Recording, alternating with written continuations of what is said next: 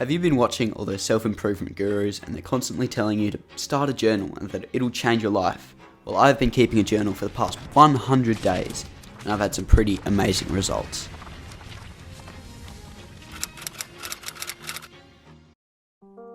In this video, I'm going to go over what I achieved, how I did it, and if it's really worth all that time and effort. But to understand how much I've changed in these last 100 days, we have to go back to the very beginning. I started my journal on the 15th of October last year, and I remember around that time I was feeling pretty shit about life, low on motivation, and all around just frustrated. So, I started my journal, and the first 20 days was so tough.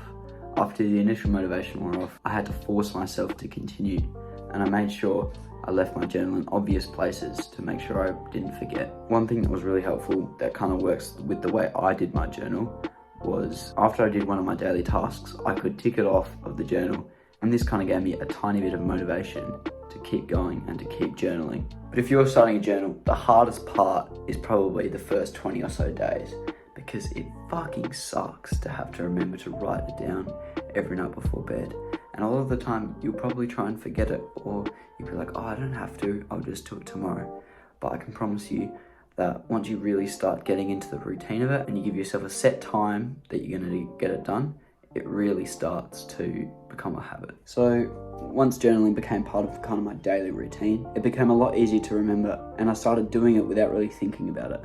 And this is the stage where I started to see some real improvements in my life, and I started planning towards what I wanted my future to look like. By day 40, I was writing down my goals for the next day every night before I went to bed. This had allowed me to set up a solid morning routine, start going to the gym regularly, and I was taking cold showers every single day. And most of this stuff wouldn't really have happened without me keeping track of myself with the journal. And with all of these things added to my daily routine, I was starting to see some real boosts in productivity.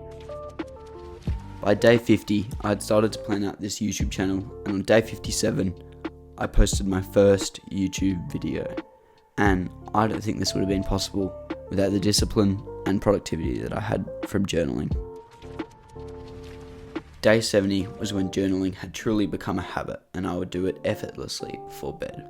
I have also kept the basic daily goals from each day pretty similar since this point, and have started multiple other sources of recording my habits and daily achievement.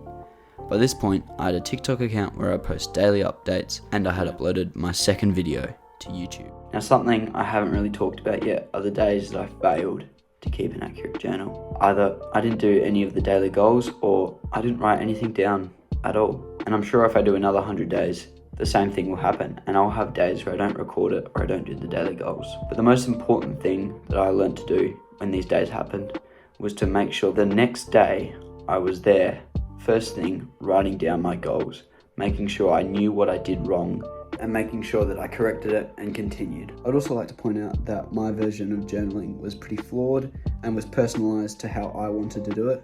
So if you are wanting to start journaling, I'd recommend trying out a few different ways, maybe even putting down some of those like thoughts and feelings each day, and find what suits your kind of style best. From day 70 to 100, I built up a good system for journaling, and I kept making steady progress with my TikTok and my YouTube accounts. Most days I was doing almost every daily goal that I'd set for myself, and I'd made meditation, calorie counts, cold showers, and morning exercise part of my daily habits. I've come a long way since starting journaling, and I feel like I've started up a few good habits as well as breaking a few bad ones. And while I may not have achieved all of my ultimate goals on my list, and I'm still not rich and famous, I feel like the last 100 days have overall been a pretty good success. But if you're starting a journal expecting to become rich and successful within 100 days, I can guarantee you that without a lot of luck, that's not going to happen. But I can promise that when you look back on those 100 days that you spent, you'll feel like not a minute of that journaling has been wasted.